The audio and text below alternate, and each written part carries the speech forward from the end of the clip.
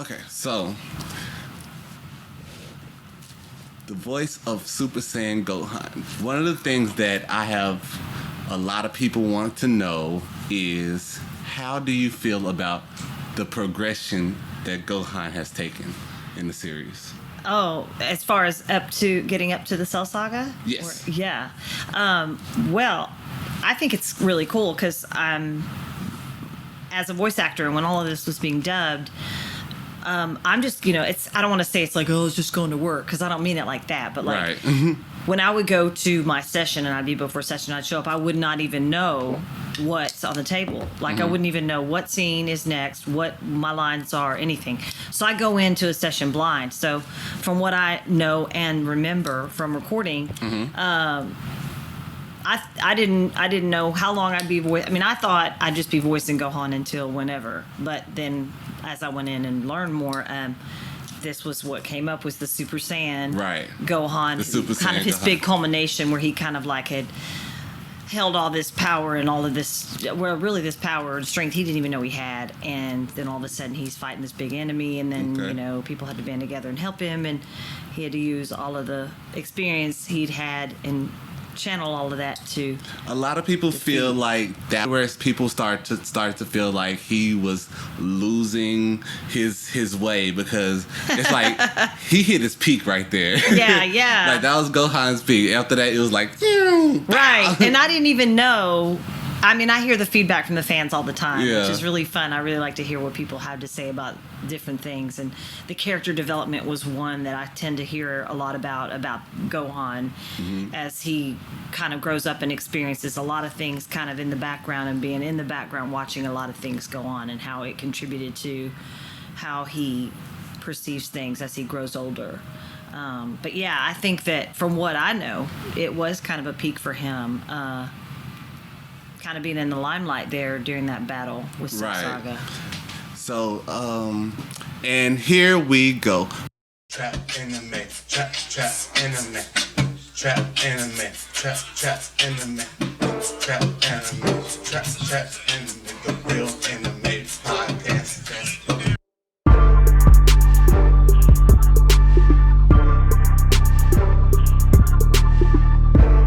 This is the Real Anime Podcast. This is the Real Anime Podcast. This is the Real Anime Podcast. We bring trap to anime. I am Strongarm. I am Captain Kurt. And I am Token Day. This is the Trap Anime. This is Trap Anime. And this is Trap Anime. Bitch.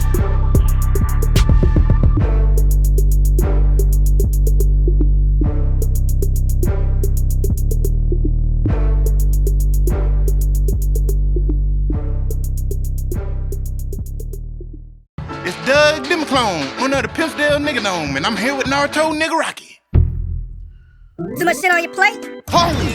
Too many tasks around the house? Clones! Too much to do at work? Clones! Then I got the thing for you. Hi, I'm Naruto Nigga Rocky with a clone for each and every one of your bullshit ass needs. Clones! We got your red clones, blue clones, yellow clones, purple. Clones! We got your 1 clone, 2 clones, 3 clones, 4. Fuck it, maybe 100 clones. Clones! Weak ass village needs saving? Clones! Can't satisfy your wife? Clones! Need a rob couple of niggas? And now, this world shall know pain. I got them clones for y'all. I got the clones for you. The hip bone next to the clone bone. Warning. Side effects of clones are toxic jutsu, depression, loss of power, and tons of filler episodes. If you experience any of these symptoms, we don't give a fuck, and you should probably go fuck yourself. If you are allergic to clones, contact your doctor immediately, because that is cap and you are full of shit. Come on down today and get your clone on the way. Clones!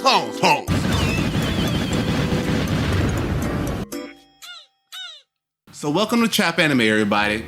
I am Strongarm, and I'm here with Stephanie Nadolny. Hey! The voice actress of not only Kid Goku, but Super Saiyan Gohan. Yes. The best Gohan of them all. Thank you. I appreciate that. It's a compliment. So as you can see, I did a couple art pieces for her. She loves them, of course. Yes, I do. They're beautiful. And also, so one of the things I wanted to know, what made you want to get into voice acting? How did you get into voice acting? That's a very good question.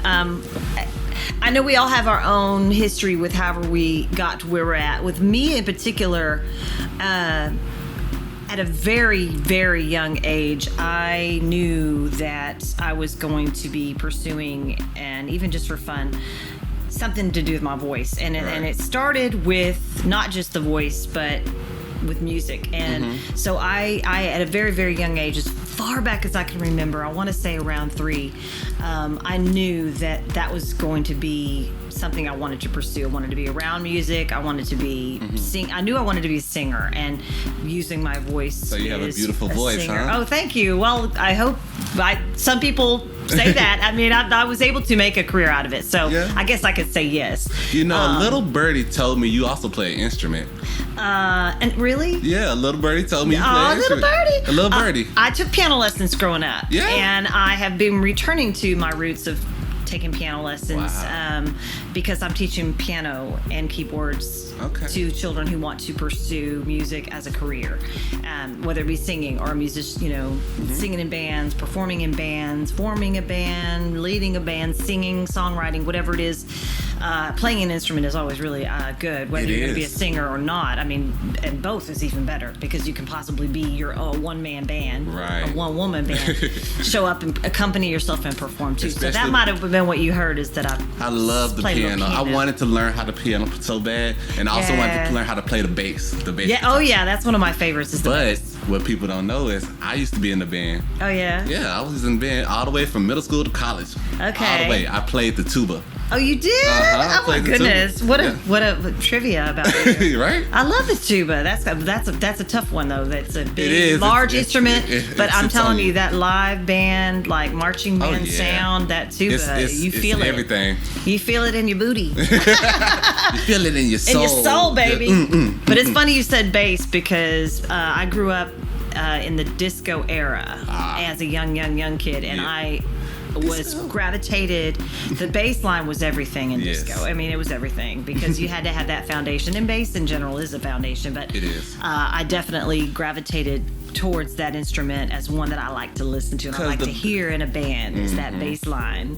Yes, that it's the rhythm section too. Yeah, that's where you start. You start with the bass, and then you build up from there. Right. The bass and drums have got to be there, depending on whatever you're doing. I mean, if you're some bands are duos, trios, or quartets, whatever it is. But they still have some kind of bass line. Somebody's doing the bass line. It could be a flute quartet. Exactly. One There's of those gotta you're be gonna have something. a bass flute. You gotta lay down that groove too. Oh, yeah. So I've always been a big fan of that, the rhythm section. And then as I grew up, after learning to play the piano, I actually played by ear. We had a piano that my mom had gotten from the family, and so it was just there. So I'd play on it anyway. I'd get in trouble playing on it too early or playing on it too loud. But I was fascinated with piano, music, singing, and then voices. As far as character voices or voices in general, I became captivated by that as well, whether it be through cartoons, TV shows, people in my life, my babysitter, whatever. I had an ear for anything voice, anything sound related, and as a result, now here I am, years later, doing a little bit of all of that. I didn't actually pursue directly a voice-over career. That's not where it began.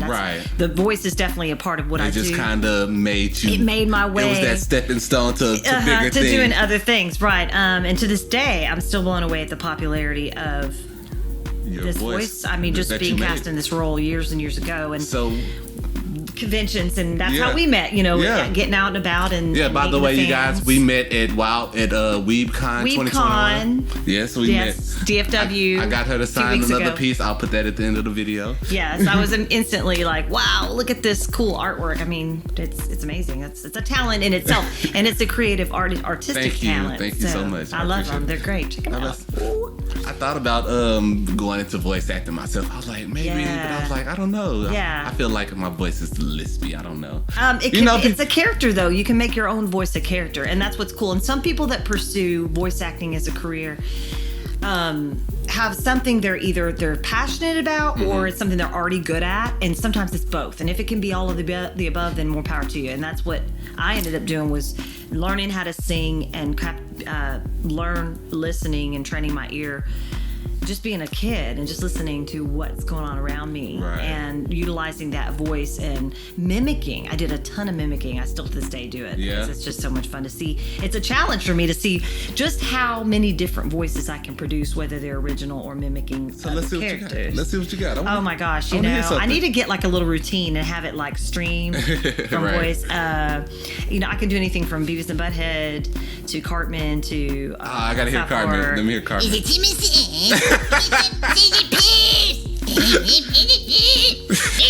No kidding, no kidding, that's my pepper. Stop it, Marvin.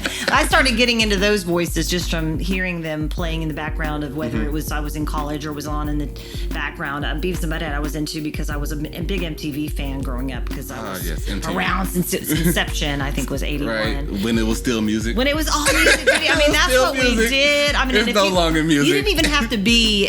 You can even wanting to pursue music as a career. I mean, everybody I hung out with had their favorite music or what. That's just a genre. It's like, what do you like to listen to? I mean, everybody likes to listen to something. And they played it all.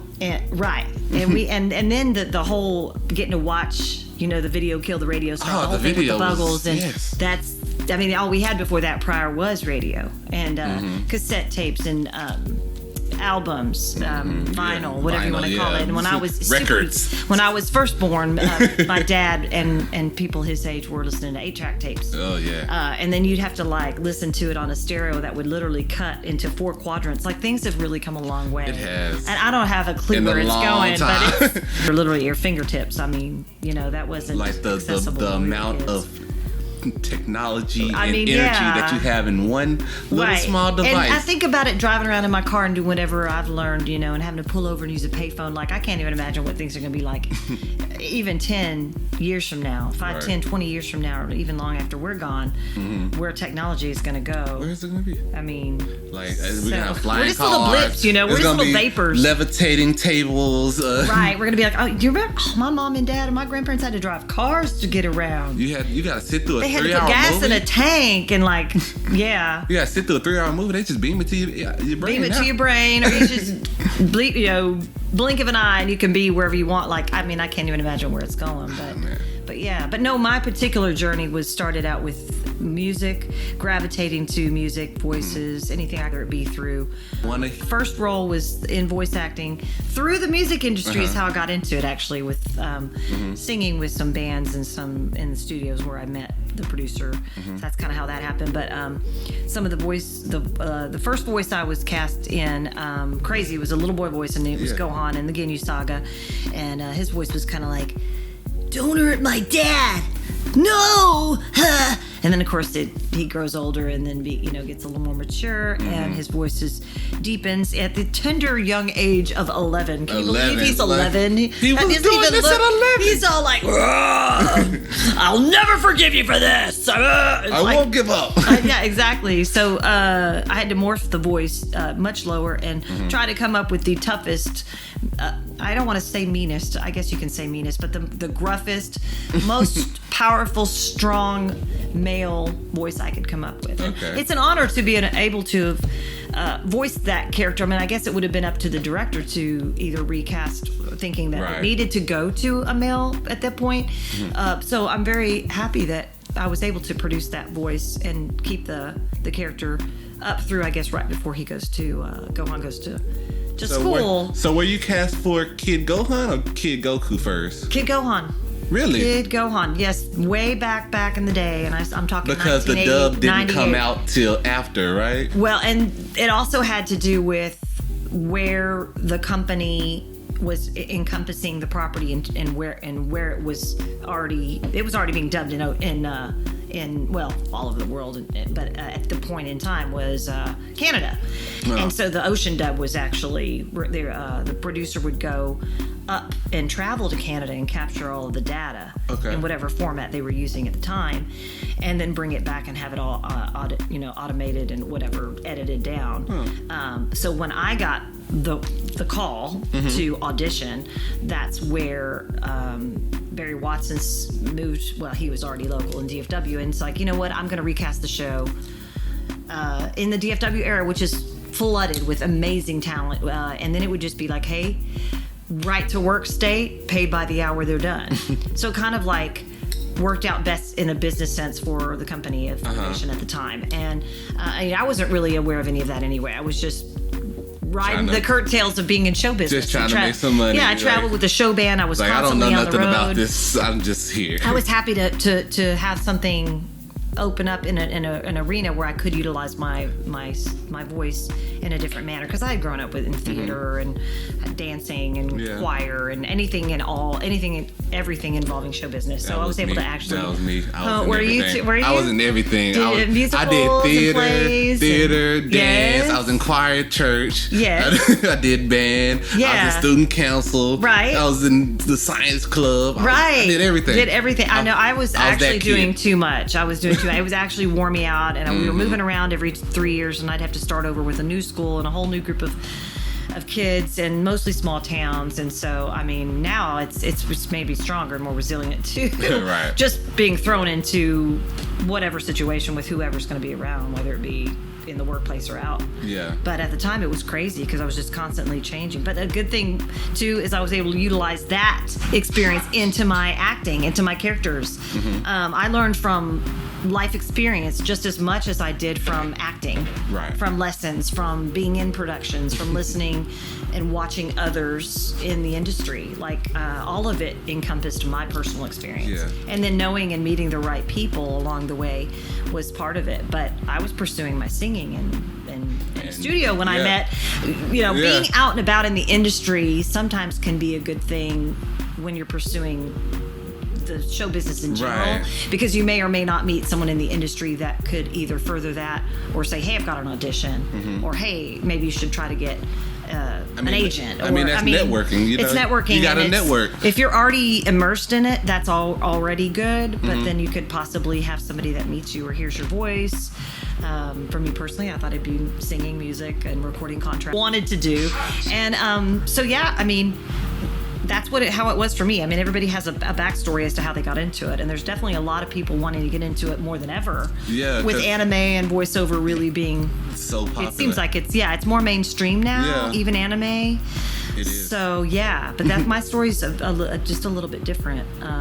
I did have the acting background. I did have all of that. Yeah, but my goal was to be a singer. Your goal wasn't for that. It wasn't for that. It was a singer, and then the voices was... it fell in my lap. Right. It's like, that's the right time. That was more than anything, and then actually getting to get the audition. It wasn't necessarily this big cattle call, and all agencies and all companies have different ways of acquiring their talent. Right. So for me, it worked out because I was in the right place at the right time. In a studio recording, singing with Brave Combo out of Denton, Texas, to a Grammy Award-winning polka band, and that's when Barry was there because he was also there for the project I was working on. Right. And then that's when the balls started rolling, and then that's how it happened. I gave him my business card. Hey, have you ever done voice work? Well, I do it all the time just for fun. He could sense something animated about my voice, and that's what got me the audition. And then as far as getting the role of Gohan, that was just, well, here you go. I mean, that was crazy. So I tried out for all the female roles. Really? Yeah. Like I didn't know. Yeah, Poir. No. I didn't know who these characters were. I certainly wasn't a shy person, so I was ready to just kind of like give them whatever they. So when you follow direction. So when you guys record, do you record together or do everybody record separately? In my experience, it's been separate. Okay. Yeah. Now I've done some non-anime work at Cartoon Network, and there was one the KOKO. Yes, the OKKO. Yeah. That was around, I want to say 2015 is when I started recording that, 15 and 16. And there was one really cool moment where Cartoon Network flew me in, and I was able to record with the entire cast in the same room. They had us all set up in little cubicles, and we had our own equipment and microphones and paper scripts, and whatever. It was kind of old school, but it was really cool to actually be in the same room and then feed off the energy of the other actors and that's actresses. What I would think, like feeding off the energy of each other, being like, because I've always loved being in person with people, because being there's something different about it, versus facial expression, gestures. It's always a bigger vibe, right? Feeling. I think it's a more easy to encompass to really get into character. And then with OKKO, that was a non-anime project where there were just sketches, and then we would act from the sketches of what we could see, but the animation wasn't done yet. None of that was done. So that was kind of a different experience in the sense that they record first, and then animate around the voice. Okay. There's still the same direction involved, but it's just a matter of. So that was just a really cool experience to actually be in LA. You know, being a Dallas-Fort Worth actor, actress, whatever, and then being able to fly out there and meet the cast, meet the director, and it was a crazy experience. Like that sounds like a crazy. You got to be really good. I mean, really efficient at what you do. So, who from the Dragon Ball cast do you hang with the most, or do you hang with any of them? We've all just kind of dispersed. I mean, some people from the original cast. When you say original cast, I'm thinking OG, like original. Like some anybody that was in the Cell Saga, right? Back in the day. Back in the day. Some of the people that I see here mostly lately are going to be people that I appear with either at comic book signings or conventions. And most recently, that's been Tiffany Vollmer, voice of Bulma, which we were cast around the same time. We got to know each other through the music industry, and we're both like hippie Denton people. UNT, which is where I went to college. I believe she went there too. I almost went to UNT. Yeah, I did. Well, it's a great school for music too. It was. I mean, there were musicians everywhere. I mean, no wonder I loved it. I mean, I hung out with all the musicians, even though I was majoring in dramatic arts. Yeah, I was wanting to get an arts and sciences degree. Yeah, that was my secondary school. I almost went there. I applied. Yeah? I got accepted, but the tuition was more than I wanted. So I bet. So I ended up going to Texas Southern, which is HBCU. Okay. But hey, you furthered your education. Not everybody has the opportunity to do that. Right. And it's crazy for me because even though I wanted to be in show business, and thankfully I have been able to and make a living at it, growing up I was very scholastic. Like I always, was an overachiever, wanted to always make straight A's, and I never had to be pushed to study or I was always trying to do as much and acquire as much knowledge as I could, and that just was just a natural thing. But then when I went to college, I had an opportunity. I met the right people in that sense. Till we started our own band, and I was in a band with some guys that were a year, 2, 3, 4 years older, and I was kind of the baby. I was only 18. Yeah. So I started singing in my own band, and then I got swiftly invited to audition for a show band that needed what they call a Valianette. So I joined a band called Vince Vance and the Valiants. Vince Vance and the Valiants, featured vivacious vixens of rock and roll, Venus, Violet, and Victoria, or whatever names we came up with. I mean, my V name I chose was Violet because I like the color purple. So from then on, I never looked back. I thought I'd do that for a year or two, be in a band, and boy, once I was on the road traveling and touring and singing, dancing, and acting with a big giant show band all over the United States and even parts of Europe and Canada, I never looked back. Really? So I never went back to college and got my degree. I was able to make it happen. I was just... That's what I try to tell people. I was addicted, man. I was on the stage performing. I was learning things that couldn't be taught at a university, really. Yeah. Sometimes you actually have to have those real life experiences to make it to where you... Because I thought I was going to go into psychology. I was like, I'm going to go into psychology. I'm going to do this. Psychology. And I'm going to become a marriage counselor. I'm going to do this, Yeah. But then as life goes on... Yeah, you just don't know. You just be like...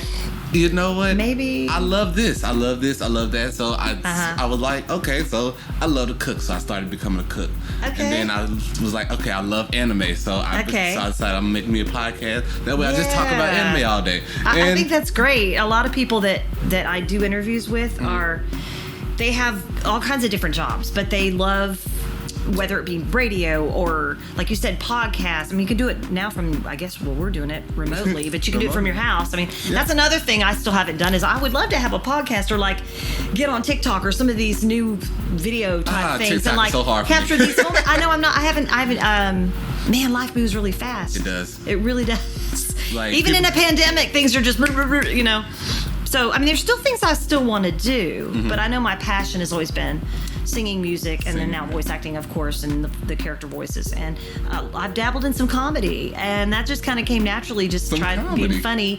Improv, and I actually was involved in working for a company, freelancing, writing comedic parodies for radio, like Weird Al Yankovic. Okay. Have you heard of him? Oh, yes. He's I love been around Weird forever. Al. And he's Polish. He plays the accordion, you guys. It's so cool. I'm Polish. Part of my heritage is Polish, and so I always thought it was funny that he would change. I don't know. I'm a Scottish. You I don't were know. from no, not that you're from.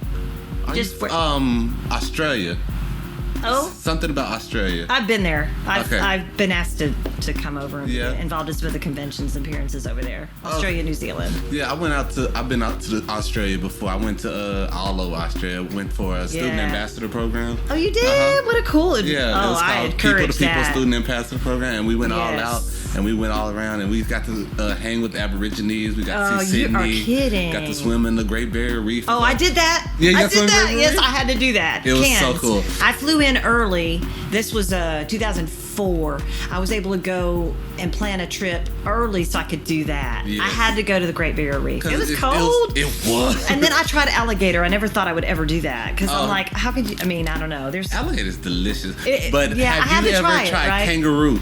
yes. Kangaroo's I had to try interesting. that when I went back in 2012. I tried kangaroo. Yes, I kangaroo still is- felt weird. I don't know. I mean, the animal concept. I don't know. It We is all what it have is. our boundaries and our Food is food. beliefs, but I had to try it because it was, it was there. Oh, I was hanging with the Aborigines and they cooked it up for me. See? They cooked up the. I learned so much they about the cooked up Aborigines. It was almost close to neck bones or Okay. oxtails. Okay, gotcha. Yeah, neck bones or oxtail. That was what it was close to. It's kind of like the saying "when in Rome." That means when in Rome, do what the Romans Yeah. do. So like, it's always good to even now. I try to go to not just chain. Nothing against chain restaurants or like when I go out to eat, but I do like to try restaurants New when I'm restaurants. traveling that are either mom and pop or unique to that area. Like I'm more than ever, I've been to New Orleans more than anywhere else because the band I was performing with for so long. Which, by the way, we're celebrating our 50th year. Vince Vance and the Valiants. Ooh. I was not even born when the band started. I was just a gleam in my parents' eye, which is happening in a couple of weeks. Okay, so that's what. So, but we went to New Orleans a lot because the band originated in 1971 on Bourbon Street, New Orleans. So when I was traveling with the band mostly through my 20s and 30s, we would go back to New Orleans all the time, and all around Alabama, the South, all around that whole area, immediate area. And I got to know so many people, and they became like my second family. I mean, we'd do things together. We'd hang out together. We'd have like this posse. We'd all hang out with other kids. We'd all go out to eat after the show. I would for friends and These years of one-on-one contact, meeting people that are watching Dragon Ball either for the first time or they're sharing it with their friends or their spouse, and now they're watching it all over with their kids. Yeah, I'm watching it with my kids now. Little kid Goku, and you gotta hear some of his voice too. Of course. Why do girls have butts on their chest? With these pop toys and some of these Close signings, I'm classic. getting people saying, "Can you write a quote?" Can you write that? There's my favorite quote. What's your favorite quote? It's been crazy, and I'm bringing some my business manager with me too, who happens to be my bass player with my band Moonglass. Really? I have my own Okay, band. yeah. It's been on hiatus because of COVID, but yeah. he's just like, this is just a whole new world out there. This anime, comic book, pop culture conventions are just crazy. But you've got people dressing up as their favorite characters. You've got comic book artists. The vendors are from all over doing all different things. So it's like a Yes, the rise in anime has come. Everybody Yes! is loving it now. Anime in general, right. Like back in like the early 2000s, it wasn't as popular, but now it's like everybody and there were people loves it. that were And- bullied for it, and I can relate to bullying. So Yeah. like that, my heart's behind Like you that. had Like, your people that got bullied, and they're dressing up. This is their moment Now we to feel be more out accepted. there. Like you Yeah. have something that you believe in, and you're not judged for it. And I think that's the key beautiful thing premise. about it. Is And if then they love it, they love it, man. Dress how Let you them want love to it. dress, love what you want to love. Right. I remember, that's funny you said that because I was really into, when I was around 12 or 13, I was really into Boy George and Culture Club. It was an 80s group. Well, Boy George at the time, even though he was, I say now he was a kid when he went into the business, but I loved his voice first and foremost. But when I saw who he was on, MTV, I remember just being amazed by him, regardless of how he dressed or looked. But I dressed up like Boy George for Halloween when I was like, I don't know, like I said, 12 or 13, and I I was bullied for that. And I to this day was like, why were people bullied? Because we at that Kids age were is going to mean. bully. Kids are mean, yeah, immature. still are. They haven't grown up, right? They Did you still say are. it's the law? No, I said they still are. They still are, yes. They're still mean. In every which way you can think of. But, and that we were kids, but I remember dressing up as Boy George and went to the skating rink, and I did the braids and all the colorful ribbons in the hair and the big shirt and the makeup and I mean that was my thing. And to this day, I mean, I'm like, regardless of why did that happen? yeah, I'm like Boy George, and he was a big part of my music love and passion was in the 80s, and that was my, you have your favorite, and now I hear it all the time. I'm hearing all this 80s music come back. Oh yeah, 80s. I mean, when I was a kid, the 60s was popular. The 50s, 60s, and 70s music was popular because our parents, our parents and grandparents listen to that, and then it just some of it sticks around. It trickles down. Some of it is classic. Some of it you listen to, and then you get older and you decide you're not really so much into that anymore. That may be what you've been forced to listen to. Like, you know what? That wasn't the best thing I was listening to. But it's all part of what you take in. Right, because even to this day, when I look back at some of the music stuff I listened to, I'm like, what was I thinking? Like, this was what I was jamming. Yeah, I mean, I guess that was your jam, though. And that was maybe part of your escape from whatever it is you know, life or struggles. Or that's another thing I've learned is through kind of like going in through life and going through some really personal adversity, especially over the past like 5-6 years.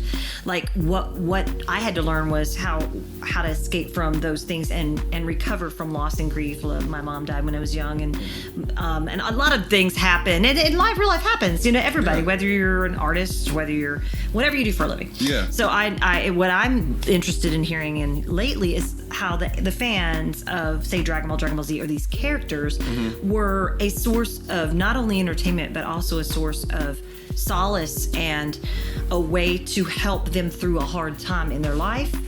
And that for me is very gratifying to hear these stories of what my work that I did even years and years ago has benefited even generations, people of all ages, kids, girls, boys, whatever it was that they were going through. I mean, even people from other countries, and I hear about, because I know when you auditioned like, man, Dragon Ball Z was my thing, got me through. You're the voice of my childhood. I mean, I hear this all day long, and I still can't wrap my head around that. Like when I auditioned for this, I don't feel famous. I don't feel like a celebrity, and people will tell me this, and I'm like, no, I'm just me. I'm just Stephanie. I'm just doing my thing, and that's just what I do. And that's how it feels sometimes, because even me, like, sometimes I'll go out and somebody like, oh, Trap Anime, I know you. I follow you. I'm like, really? Oh. They're going to start recognizing you more from social media. Right, like, I don't feel like a celebrity, but apparently I am. I feel like just somebody just sitting at a desk. Well, there's a staple, a brand ambassador for your own brand, or for whatever it is that you promote, or whatever it is you do. And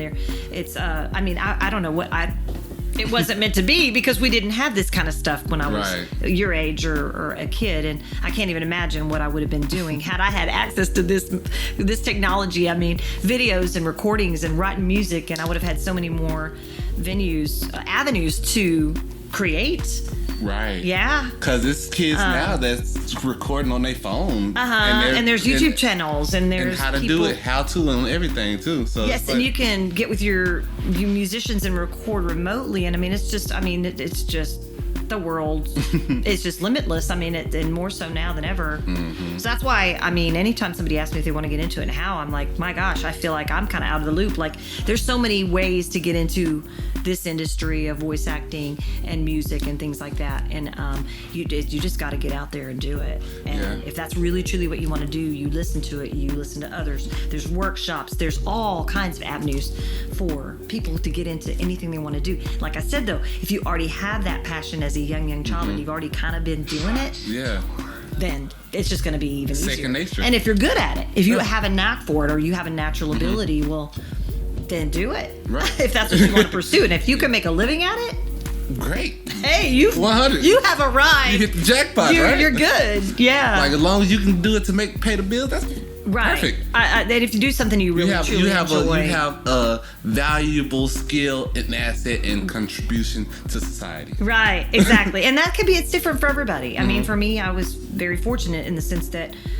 as much as I wanted to be this big child star, and I want to go be in LA or New York, wherever you got to be to do this, and this, that wasn't the case. My parents did what they did, and they had their jobs, and we moved around. And then once I got into college and I was an adult, then it was up to me to either get the degree or go on the road or do whatever it was. And fortunately, DFW, Dallas-Fort Worth area, Denton in general, we call it Little D. Little D's not so little anymore, people. This whole Metroplex is ginormous. It is. It's like town. Denton has grown a lot. A lot. It has, it really even has. Back when I was about to go to UNT. Like, it's changed since then. That was 10 years ago. It was huge for me coming from small towns and moving around a lot, but I still live up that way. I still live in that area, and I remember, some people still think it's like, wow, you live in Denton or you live up. That's really far away. Like that's really north. Like people would tease me all the time. Well, you're driving to Oklahoma. You got to go back. Basically. You got to go drive home back to Oklahoma. And I'm like, what are you trying to say? I used to live in Oklahoma.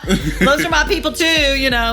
So it's just we're right around the corner. It's okay. And I drive all the way. For what I do now, being a freelance and contract labor, freelance voice actor, singer, whatever you want to call me, really. I drive all the time and commute all the time. I mean, it's, to me, driving, like today, Richardson to Plano to Dallas to Euless and to Arlington, and then now I'll be going to Fort Worth. It's like, that's just what you do. I mean, if you got to be there and you've got an appointment or you got an interview or you have a job or you have a session or you're meeting with a musician or you're teaching, that can take you anywhere. Oh, yes. And, Because, even me, since I'm a cook, I'd have to drive all the way to North Dallas to DeSoto. Okay. Then I came over here to Arlington. Oh, well, what are we, now next time we're going to have to cook? Yes. We'll do a podcast about you cooking and I get I'll to try. cook for you. Goku's always hungry. That's a funny joke for me personally. Is I say that and it seems like everybody understands. We all got to eat. All right. So next time, I promise you, I'm gonna cook for you. How about that? All right, that sounds I'm gonna great. cook for you, and I'll have another painting for you. Okay, that sounds great. Speaking of paintings, if anybody wants a painting, hit me up. I do commission. Your favorite characters, and do you specialize in any artwork? Like, do you draw or do you specialize in anime characters or I specialize in anime characters, but I can do any character. Any character from anything. I'll put anything on anything. Yeah, that's really cool. Because really, my artwork is the background. Right, yes, that's it. I so love that. my artwork is the background. So the actual character that's on it, that's, me saying, I feel like this character deserves this background. It's like, hey, showcase and enhance something that you already like and appreciate. Right. And then you've got this nice, what am I trying to say? They're all unique. Yeah, there's like no none duplicating. of them look the same. Yeah, I can never duplicate this. You will never find another. So you have unique, customized, one of a kind. See? artwork. And then you can have these made for people, and then if it's a character that they can maybe go get the autograph of, right, you can go have them autographed, which is like even cooler. Which is and what maybe I was has doing. more value at that point. Oh, tons of more value. Yeah. Tons more. Like, because at WeebCon I had got the Sean Schindler WeebCon. Yeah. And that was a wonderful raffle too. You work hard these days to get these autographs. I see a lot of people collecting autographs, and you got to make it to the place. You got to be where you can get there. You got to pay to get in. Wait in the long line if there's a long line, and there are a lot of long lines. A lot of long lines. Especially when there's multiple. It is. People, actors and multiple fans and people in different. With the pandemic, it's been even harder for people to achieve. Anything like everybody's been itching to go out and find something. So anything that's happening, everybody's like, yes, I'm going to go do that. I got to do it. It's not something you can snap your fingers and just have in your hands. No. It takes time, effort, and blood, sweat, and tears, right, guys? It does. A lot of late nights. Yeah. I mean, there's people that do it actually for a living. They go out and they collect autographs on these really popular current items like these pop toys and the Shenron. Have you seen the Shenron one? Yeah. It's like this giant.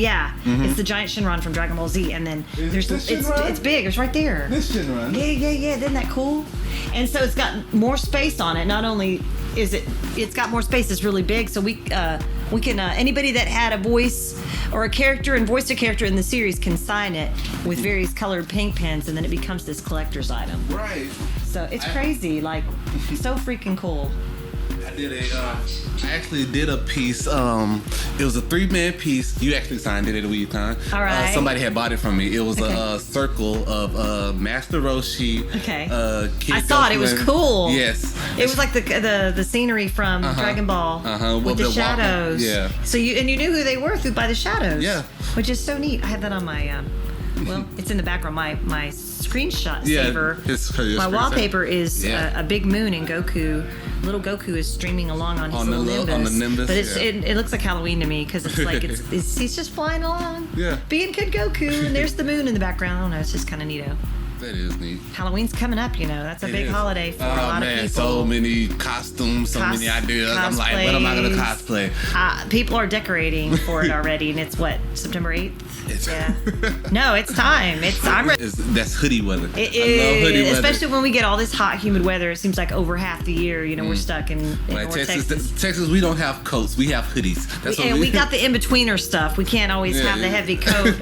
You have the light jacket. You gotta have the layers. Yes. Unless it's summer, then but no a big layers. Jacket, well. Yeah, exactly. So that's why when it snows, we be like, I don't know what to do. We don't know what to do. Shut it down. Shut everything down. If everything's freezing down, we don't know what to do. Shut it down. We'll pick this up tomorrow. Hopefully it'll thaw out. Yeah, and if it sticks around, where it's even worse. Right. We're like, 2 days? Well, 2 days off, week, I guess so. War loggers, like, what are we going to do? We are trapped. Oh, the lights went off. Oh, yeah, electricity. Trouble. Yeah, I know. That's what happened this last year. It did. We had a big we ice call it storm. snowpocalypse. It was insane. It was crazy. My car was broken down, and I think it was probably a good thing because I didn't have a car for well over 2 weeks because not only was I trapped and couldn't drive, but the people that were going to work on it couldn't work on it. Really? Because it was stuck outside, of course. trapped under the snow. They weren't working. They couldn't get to work. So that was crazy. They're like, your car's stuck? I guess so. And we had already had the pandemic. So you had a pandemic going on, and then that happened, and we just didn't know what to do. Yeah. So yeah. Pandemic time. This is crazy. I swear to God, I've lost like 2 years of my life for some reason. I think a lot of us have. And then finding what are we going to do when the pandemic? I mean, how are we going to make our money? How are we going to make our bills? Some companies flourished. I mean, online stuff still went on. Right. Liquor stores were still open. Hey, I started this over the pandemic, so I mean, hey. Yeah. Well, it forces you to think adapt. Outside the box. Yes, and they say when you have a situation and the winds are blowing, you can either fight the storm, or you can adjust your sails, and then that, universally speaking, means you adapt.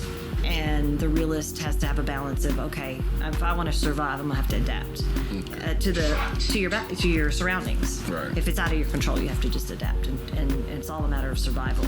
Right. Now that's our time to just kind of go with the flow, because at the end of the day, if you can't control it, there's nothing you can do about it. All you can do is be positive. Try to steer away from the rail and protect yourself in the best way to stay out of harm's way. That part. But then just be positive and do the best you can, because somebody always has it worse. Yes, it's always fighting battles behind whatever they're doing, and you just don't even know what that is. So I say save your money, first of all. If I give anybody advice, doing whatever you do, save some money, have a cushion if you can, to get yourself out of something that can happen out of your control. Yes. That's my advice. All right, so this has been a wonderful interview. I have loved this interview, you guys.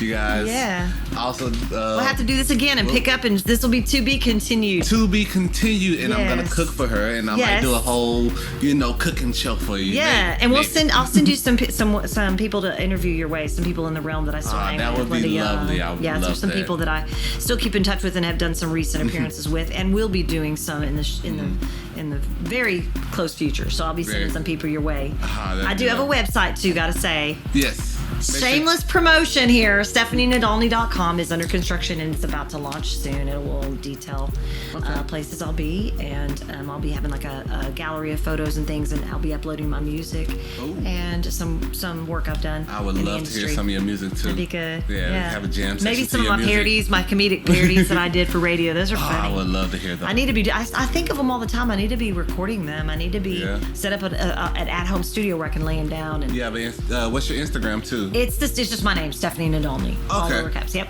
Okay. And so I'll be out and about. I'll be socially connected in the best way that I can.